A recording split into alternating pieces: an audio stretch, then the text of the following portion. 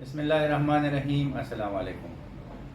یہ شوگر کے پیشنٹس اکثر یہ پوچھتے ہیں کہ ہمارا جو شوگر لیول ہے وہ بالکل کنٹرول ہے اور ہمارا HbA1c ٹیسٹ جو ہے وہ بھی کنٹرول میں ہے، تو کیا اب ہم پرہیز یا ایکسرسائز کرنا چھوڑ دیں، میڈیسن چھوڑ دیں؟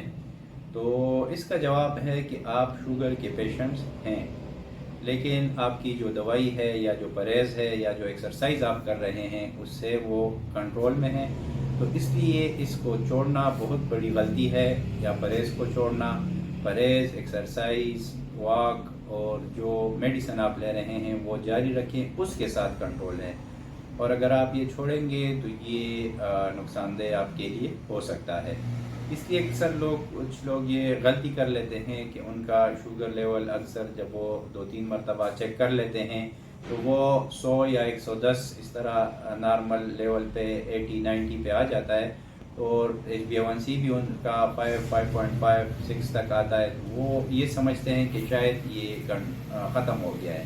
تو یہ ختم نہیں ہوا، آپ کا شوگر کنٹرول ہو گیا ہے۔ تو اس لیے اپنی روٹین کو جاری رکھیں اور بالکل جو ہے وہ پرہیز نہ چھوڑیں، وہ بھی ساتھ میں، اور جو میڈیسن آپ لے رہے ہیں یا اگر صرف پرہیز کے ساتھ کنٹرول ہے تو وہ جاری رکھیں۔ بہت شکریہ۔